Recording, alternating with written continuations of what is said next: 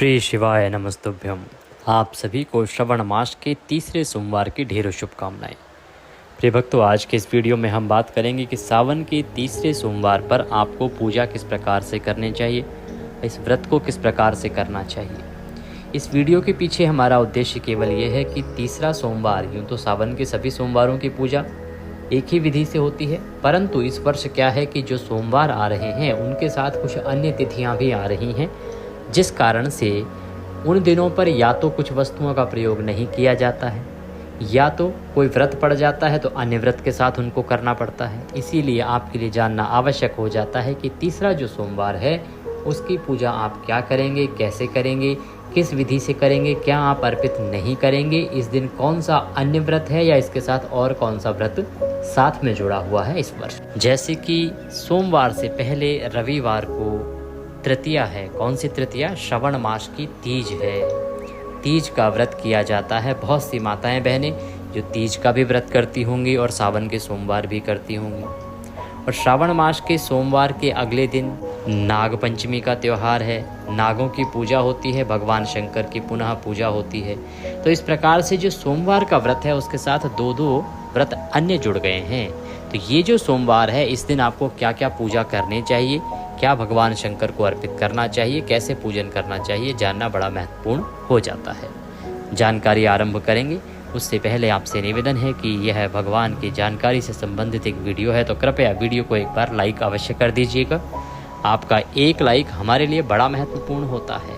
आप देख रहे हैं देवभूमि ज्योतिष संस्थान का प्रतिष्ठित यूट्यूब चैनल देवभूमि धार्मिक।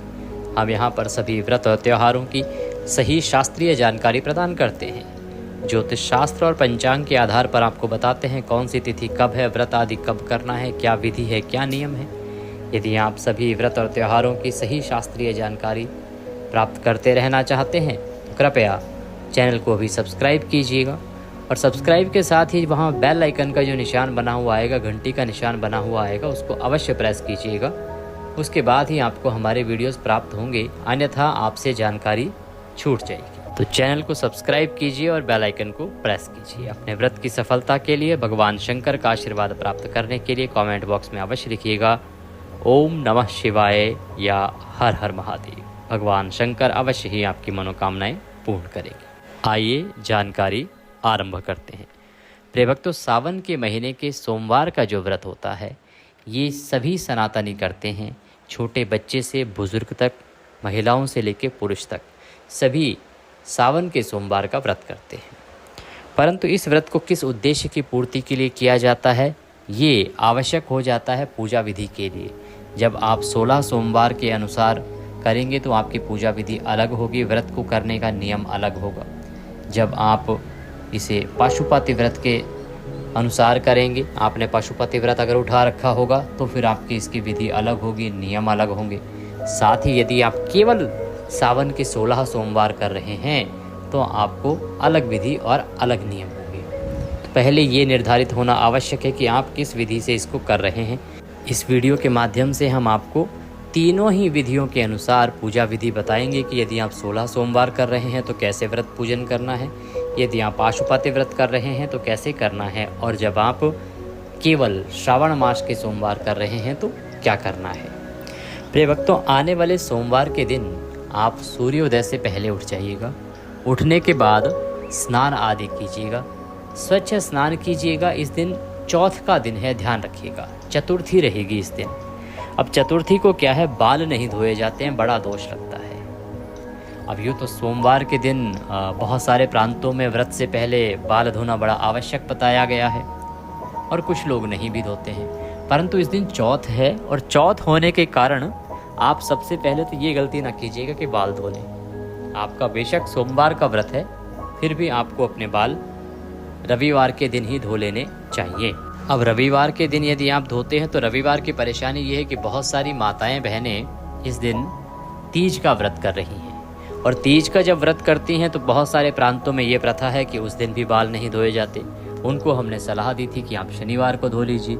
शनिवार की जब बात आती है तो वो कहते हैं पंडित जी धोते तो शनिवार को भी नहीं है, लेकिन उसमें नियम ये कहता है कि बार बड़ा या त्यौहार। अब त्यौहार बड़ा होता है इसीलिए आप वार को छोड़ सकते हैं, परंतु त्यौहार को गिनना पड़ता है।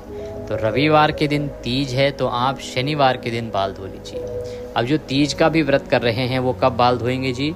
वो बाल धो लेंगे शनिवार को।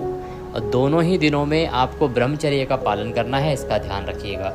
जब आप व्रत करते हैं, आपने बाल धो लिए हैं, तो उसके बाद पूर्ण रूप से आपको ब्रह्मचर्य और शुद्धि का पालन करना है। कब तक? जब तक आपके सभी व्रत पूर्ण नहीं हो जाते। अगर आप सावन का सोमवार भी करने वाले हैं तो शनिवार को आपने बाल धो लिए, रविवार को आप सावन की तीज करेंगे और सोमवार का व्रत सोमवार को किया ही जाएगा। और इस प्रकार से आप नियम का पालन करेंगे। यदि आप केवल सोमवार का व्रत करने वाले हैं तो आपको पुनः बता दूं कि आप रविवार को बाल धो सकते हैं। आप तीज का व्रत नहीं करते हैं तो आपको बाल धोने में कोई दोष नहीं है, परंतु चतुर्थी के दिन नहीं धोने चाहिए। बेशक सोमवार बड़ा होता है लेकिन तिथि जो है वो सदा वार से बड़ी होती है, तो इस बात पे आपको ध्यान देना चाहिए। सुबह सूर्योदय से पहले उठ जाएं, उठने के बाद स्नान आदि कीजिए। स्नान आदि से निवृत्त होकर आप भगवान शंकर का पूजन करेंगे। इस दिन आपको दूर्वा अवश्य अर्पित करनी है, दूर्वा अवश्य लेके आनी है। आप देखिए, भगवान भोलेनाथ को तो बिल्वपत्र ही अर्पित करते हैं, परंतु ये सोमवार आ रहा है चतुर्थी के दिन। चतुर्थी गणेश जी का दिन होता है और गणेश जी के लिए बहुत बड़ा दिन होता है। तो इस दिन जब आप शिवालय में पूजन करेंगे तो गणेश जी को दूर्वा अवश्य अर्पित कीजिएगा। बिना दूर्वा के आपको पूजन नहीं करना चाहिए। ये आप गणेश जी को एक प्रकार से नाराज करने वाली बात करेंगे। बात करते हैं कि आपने पूजन कैसे करना है, फिर बात करेंगे कि आपने आहार कब खाना है, कौन सा व्रत इसके साथ करते हैं तो कब आपको आहार लेना है और क्या आहार लेना है। प्रिय भक्तों, स्नान आदि से निवृत्त हो जाइए, स्वच्छ वस्त्र धारण कर लीजिए, सभी सामग्री को एकत्र कर लीजिए, इकट्ठा कर लीजिए। घर में एक चौकी लगा के आप पूजन करेंगे। हम घर पे चौकी पर पूजन बताएंगे, साथ ही आपको बताएंगे अगर आप शिवालय में पूजन करते हैं तो आपको कैसे करना है और किन चीज़ों से आपको बचना है। अगर घर पर आप शिवलिंग पर पूजन करना चाहते हैं तो घर पर भी आप शिवलिंग पर पूजन कर सकते हैं। सारी सामग्री एकत्र कीजिए, चौकी लीजिए, उस पर बिछाने के लिए यदि सफ़ेद वस्त्र है तो उत्तम है, वह लीजिए। शिवलिंग है तो वह लीजिए, अन्यथा भगवान की कोई तस्वीर या प्रतिमा ले लीजिए। हम संकल्प के साथ पूजन बताएंगे, इसको आप कैसे करेंगे मंदिर में ये भी बताएंगे साथ में, और घर पर कर रहे हैं तो कैसे करेंगे ये भी साथ में आपको बताएंगे। सारी सामग्री आदि एकत्र करके एक लोटा लीजिए तांबे का, उसमें पहले गंगा जल भरिए, फिर शुद्ध जल भरिए और तदुपरांत एक फूल के माध्यम से, पुष्प के माध्यम से जो सामग्री है, पूजन की सामग्री है, और जिस स्थान पर आप बैठकर पूजन कर रहे हैं उस पूरे स्थान पर उस जल के छींटे दीजिए। इससे वह स्थान पवित्र हो जाएगा और जो सामग्री भगवान को अर्पित करनी है वो उनके योग्य हो जाएगी, स्वच्छ हो जाएगी और पवित्र हो जाएगी। ओम पवित्र हो अपवित्रवांग सर्वांग वस्तांग दोपी वाम यह स्मरेत पुंडरीकाक्षम सवायंतरः शुचिः ओम। इस प्रकार से आपने जल छींटे दे के उस स्थान का शुद्धिकरण किया है, पवित्रीकरण किया है, सामग्री को शुद्ध किया है। अब भगवान की चौकी बिछाइए, चौकी पर सफ़ेद वस्त्र है तो वह बिछाइए। आपके पास यदि शिवलिंग है तो शिवलिंग को किसी पात्र में स्थापित कीजिए, शिवलिंग को किसी पात्र में स्थापित कीजिए, ऐसे पात्र में जिसमें कि आप जब जल अभिषेक आदि करें तो वह इधर उधर पैरों में ना फैले, बाहर ना आए। उस पात्र में आप शिवलिंग को स्थापित कीजिए। यदि तस्वीर पर पूजन कर रहे हैं तो तस्वीर को सामने स्थापित कीजिए, उनके सामने घी का दिया रखिए और धूप रखिए। अब आप अपने हाथ धो लीजिए, लोटे में जो जल भरवाया है हमने उसमें एक चम्मच रखिए, चम्मच से अपने सीधे हाथ पे जल लीजिए। हस्तो प्रक्षालनम, हाथ धो लीजिए, दीपक को प्रज्वलित कीजिए और धूप को प्रज्वलित कीजिए। अगर आप शिवालय में हैं तो दीपक को प्रज्वलित कीजिए, धूप को जलाइए। अब आप सबसे पहले व्रत पूजन संकल्प करेंगे और तदोपरांत पूजा में आगे बढ़ेंगे। अपने सीधे हाथ पे जल लीजिए, 1 रुपये का सिक्का दक्षिणा के रूप में कम से कम रखिए, अधिक जो भी रखना चाहें वह रख सकते हैं। 3 बार बोलिए ओम श्री विष्णु, ओम श्री विष्णु, ओम श्री विष्णु। अपना नाम, गोत्र, जिस स्थान पर बैठकर संकल्प कर रहे हैं वहाँ का मकान नंबर, क्षेत्र का नाम, शहर का नाम, श्रवण मासे शुक्ल पक्षे चतुर्थ्यायाम पुण्यतिथियो सोमवासरे आयु आरोग्यता प्राप्त्यार्थाय, सुख संपत्ति प्राप्त्यार्थाय, वर प्राप्त्यार्थाय, भगवान शंकर प्रसन्नार्थाय श्रवण सोमवार व्रत पूजन संकल्पम संकरिष्ये। यह बोलिए। अगर आप 16 सोमवार कर रहे हैं तो 16 सोमवार व्रत पूजन संकल्पम संकरिष्ये। अगर आप पाशुपति व्रत कर रहे हैं तो पाशुपति व्रत पूजन संकल्पम संकरिष्ये, और वह संकल्प भगवान के चरणों में अर्पित कर दीजिए। यहाँ हमने आपको आयु आरोग्यता की प्राप्ति के लिए, वर की लंबी आयु के लिए और वर प्राप्ति के लिए, तीनों ही चीज़ों के लिए बोला है।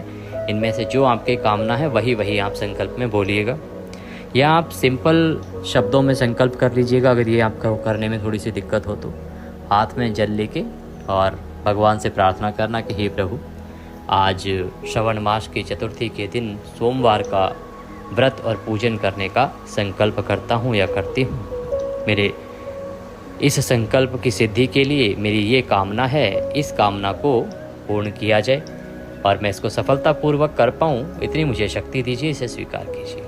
इस प्रकार से निवेदन करके संकल्प करना है। संकल्प करने के बाद अब भगवान का पूजन करेंगे। पूजन में सबसे पहले भगवान को पद्य, अर्घ्य, आचमनी अर्पित कराया जाता है। देखिए, मैं आपको विधान बता रहा हूँ शास्त्रीय। जब भी कभी आप रुद्राभिषेक कराएंगे ना मंदिर में, मान लो कभी आपको लगता है जी मुझे रुद्राभिषेक कराना है, तो ऐसे ही रुद्राभिषेक में पूजा कराई जाती है। ऐसे ही प्रतिदिन की पूजा भी की जाती है। थोड़ी सी विधि बढ़ जाती है, लेकिन लोगों को लगता है नहीं ऐसे क्यों करना। ये एक शास्त्रीय विधि है।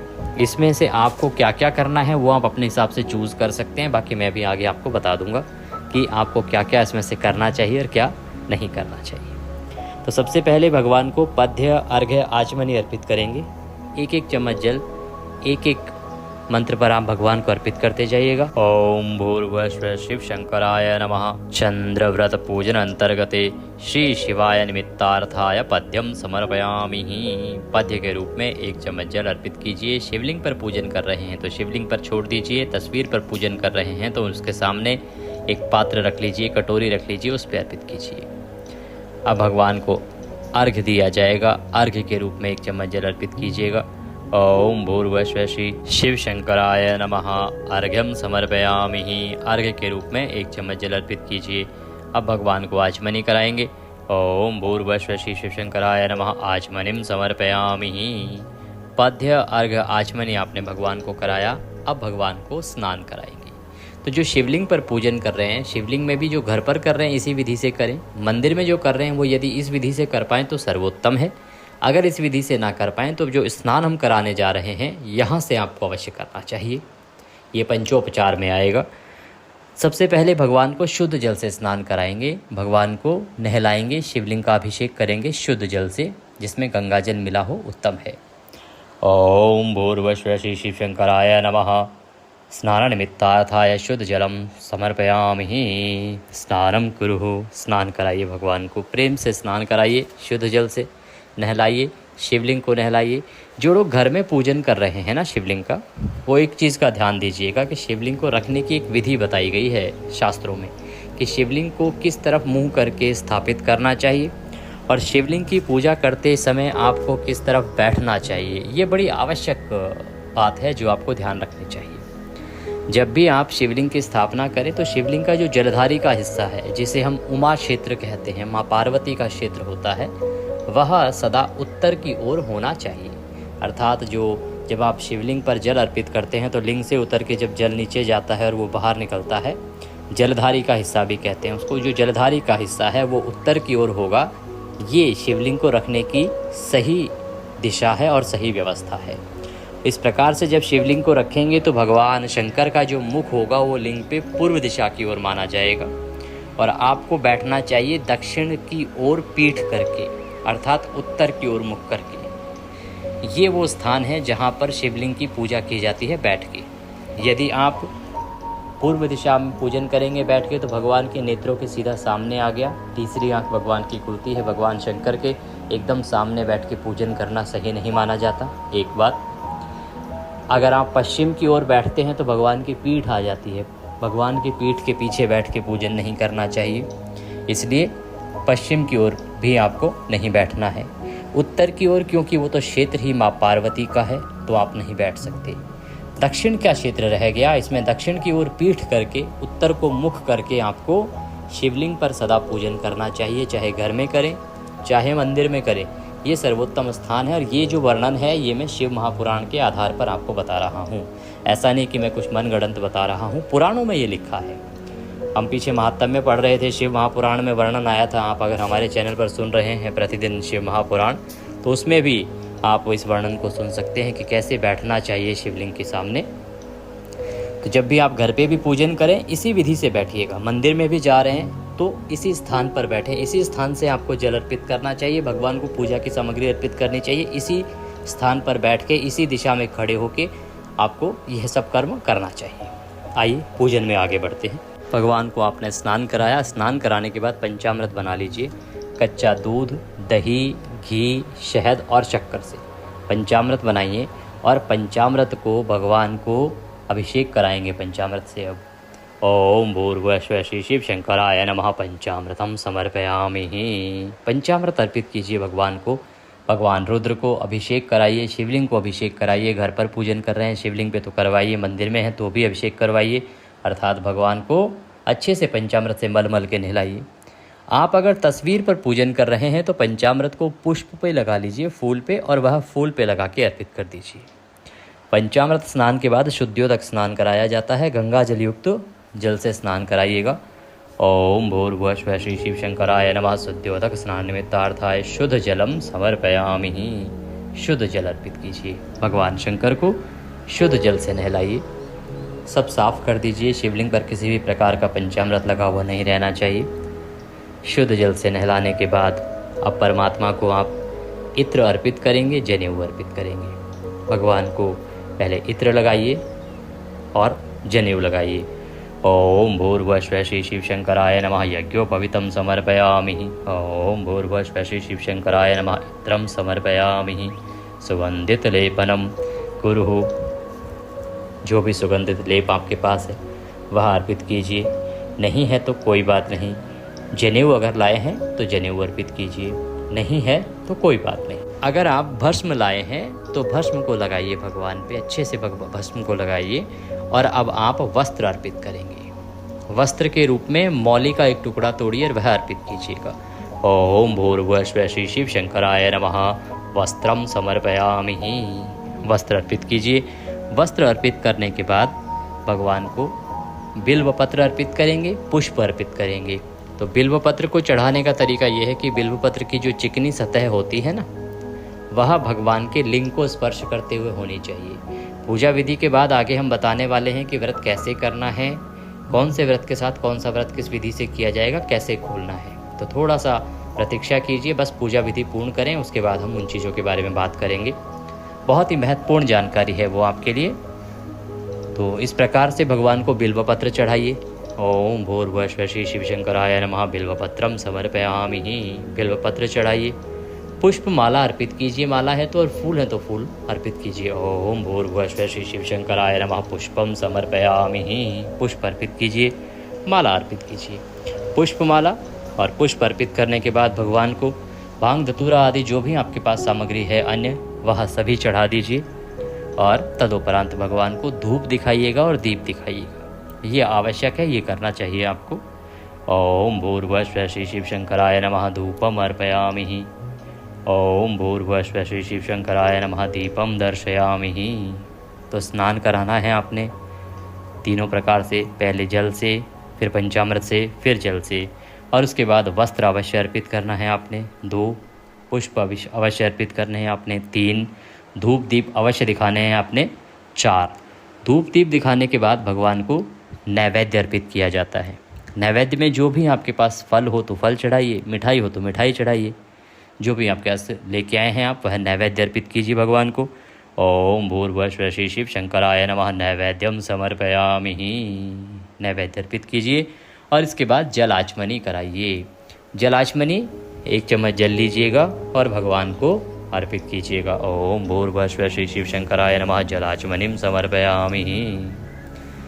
जल आचमनी आपने कराई, भगवान शंकर का आपने पूजन किया। इसी प्रकार से जब आप शिवालय में हो तो आपने सभी जो उनका परिवार है उनका पूजन करना होता है।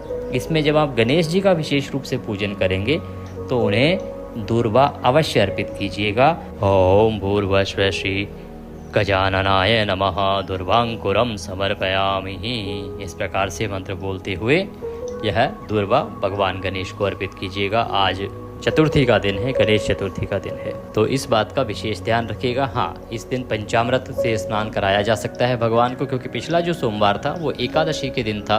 एकादशी द्वादशी। और एकादशी द्वादशी में क्या है कि पंचामृत में शहद वर्जित होता है, शहद नहीं प्रयोग करना होता, इसीलिए हमने आपको बताया था कि सावधानी से पूजन करना, सोमवार को शहद नहीं चढ़ाना है। तो इस बार इस सोमवार के दिन चतुर्थी पड़ रही है, तो दुर्वांकुर अवश्य चढ़ाना है भगवान गणेश को। एक तो ये, दूसरा जो इस चौथ का व्रत करते हैं वो कैसे कर सकते हैं। देखिए, जो चौथ का व्रत किया जाता है वह भी रात्रि बेला में ही खोला जाता है। रात्रि बेला अर्थात रात्रि को चंद्र अर्घ के बाद वह व्रत खोल लिया जाता है। और इस चौथ के व्रत को फलाहार के लिए नहीं, अन्न के रूप में ही खोला जाता है। तो जो लोग सोमवार का व्रत कर रहे हैं वो इस दिन चतुर्थी का व्रत करें। और जो सोमवार का व्रत है वो खोला जाता है सूर्यास्त के 1.25 घंटे बाद, और चतुर्थी का व्रत खोला जाता है चंद्र अर्घ के बाद। चंद्र अर्घ का समय भी लगभग वही होगा। चंद्र अर्घ आपको देना है 9:30 बजे, और सूर्यास्त आपका होगा 7:30 बजे। 1.25 घंटा पूरा होता है 8:45 बजे, तो लगभग वही समय रहेगा। आप 10 बजे के आसपास इस व्रत को खोलेंगे रात्रि को। दोनों ही व्रत मीठे से खोले जा सकते हैं। सोमवार का जो व्रत है प्रिय भक्तों, वो मीठे से ही खोलना चाहिए, ध्यान दीजिएगा। कुछ प्रांतों में कुछ लोग नमकीन खा लेते हैं, नमकीन अर्थात रोटी सब्जी आदि खा लेते हैं, पर शिव महापुराण यही कहता है कि शिव जी का ये जो व्रत है, चाहे आप 16 सोमवार कर रहे हैं तो आपको अवश्य मीठे से करना चाहिए। यदि आप साधारण जैसे सिर्फ 4 व्रत कर रहे हैं श्रावण के, तो भी मीठे से करना चाहिए। पाशुपात्य व्रत कर रहे हैं तो उसका भी नियम यह है कि मीठे से ही खुलना चाहिए। ये पूजन विधि हमने सुबह बताई आपको, आपने सुबह पूजन कर लिया। इसके बाद यदि सायंकाल को आपके पास समय हो तो अवश्य पूजन करना चाहिए। और पूजन के बाद आपको कथा अवश्य सुननी है। ये पूजन किया आपने, पूजन के बाद सोमवार की कथा सुनिएगा, साथ में शिव सहस्त्र नाम का श्रवण कीजिएगा। हम आपके लिए सोमवार की कथा और शिव सहस्त्र नाम दोनों एक ही वीडियो में अपलोड करते हैं प्रत्येक सावन के सोमवार को। तो चैनल पर नए हैं तो सब्सक्राइब कर लीजिए, जिससे कि आप इसका वीडियो को प्राप्त कर सकें और लाभ ले सकें। कथा सुनिए, भगवान की आरती करिए, नियमों के अनुसार दिन को व्यतीत कीजिए, शुद्धता का ध्यान रखिएगा। कैसे व्रत खोलना है चतुर्थी के व्रत के साथ, ये मैंने आपको बताया। अब बात करेंगे शाम की पूजा की। प्रदोष काल की पूजा कही गई है जब भी आप भगवान शंकर के व्रत करते हैं, परंतु यदि आप सुबह विधि विधान से व्रत कर चुके हैं तो आप सायंकाल को केवल 1 लोटा जल भी भगवान को चढ़ा देंगे तो वह भी काफ़ी होगा। और अगर समय ना मिले तो मानसिक रूप से भगवान को स्मरण कर लीजिएगा सायंकाल को सूर्यास्त के समय पे, वह भी आपका पूजन स्वीकार्य रहेगा। शाम को अगर संभव हो तो सोमवार के दिन भगवान के मंदिर पर आपको घी का दिया जलाना चाहिए। घी का ना जला पाएँ तो तिल के तेल का जला सकते हैं। इस दिए का महत्व बहुत अधिक है। ये दिया जलाते हैं तो कल्याणकारी रहेगा, इतना समय निकालिएगा। जो 16 सोमवार कर रहे हैं या जो पाशुपति व्रत कर रहे हैं वो भोग भी शाम को ही लगाएंगे भगवान को। इसमें 3 हिस्से निकाले जाते हैं भोग के, और 1 हिस्सा भगवान शंकर को अर्पित किया जाता है, 1 बांट दिया जाता है और 1 स्वयं ग्रहण किया जाता है। तो इस नियम का पालन 16 सोमवार और पाशुपति व्रत करने वालों को अवश्य करना चाहिए।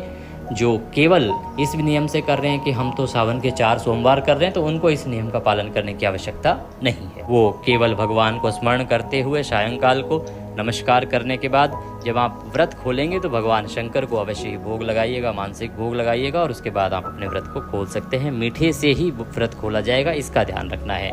अब बात आती है जी कि आपको हमने बताया बाल नहीं धोने हैं इस दिन, आपको हमने बताया चतुर्थी के व्रत के विषय में। अब बात ये आती है कि जो लोग तीज का व्रत कर रहे हैं वो कैसे करेंगे। तो जो लोग तीज का व्रत कर रहे हैं, तो तीज का व्रत में अगर आप फलाहारी कर रहे हैं, फलाहारी कर रहे हैं तो आपको फल आहार से ही रखना है तीज का व्रत। और अन्न ग्रहण आप नहीं करेंगे। सोमवार को भी अन्न ग्रहण आप करेंगे रात्रि काल को, जब यह व्रत खुलेगा। यही विधि हो सकती है यदि आपने दोनों व्रत करने हैं तो। और जो लोग व्रत करना चाहते हैं चतुर्थी का, तो उसकी विधि हमने आपको बता दी।